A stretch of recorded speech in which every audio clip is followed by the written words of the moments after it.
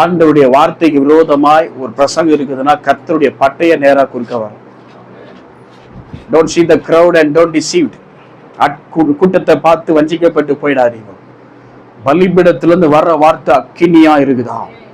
அது கர்த்தருடைய வார்த்தையா இருக்கிறதா? உன் காதுகள்ல கர்த்தருடைய சத்தமா இருக்கிறதா? ஹல்லேலூயா. கர்த்தருடைய வார்த்தை வனாந்தரத்தை அதிர பண்ணும் என்று வேதம் சொல்லுது. வனாந்தரத்தை அதிர பண்ணுகிறதா? பிரசங்கம் பண்ணுகிறவன் என்ன ட்ரெஸ் போட்டுட்டு இருக்கிறான்றத பார்க்காதீங்க. பிரசங்கம் பண்ணுகிற பலிபீடத்துல எப்படிப்பட்ட வண்ண விளக்குகள் இருக்கிறது என்பதை பார்க்காதீர்கள். நீங்க போகிற சபையில எவ்வளவு ஆத்துமாக்கள் வராங்க என்பதை பார்க்காதீர்கள். பிரசங்கம் பண்ணுகிற பிரசங்கியாருடைய வார்த்தை கர்த்தருடைய வார்த்தையா? அது தேவனுடைய வாயிலிருந்து புறப்படுகிற வார்த்தையா? அது அக்கினி உள்ள வார்த்தையா?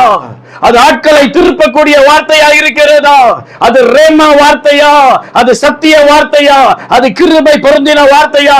அது தேவனுடைய பட்டயமாகிய தேவனுடைய வார்த்தையா என்பதை நிதானித்து பாருங்கள். எல்லா சபையும் அல்ல, எல்லா ஊழியக்காரனும் கர்த்தருடைய ஊழியக்காரனும் அல்ல.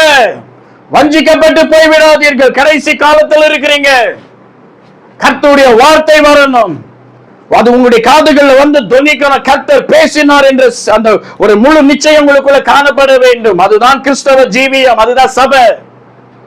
எல்லா சபைக்கு போயிட்டு ஆவிக்குரிய வாழ்க்கை இழந்து போகாதீங்க. சத்தியத்துல வளருங்க. சத்தியம் உங்களை விடுதலையாக்கும்.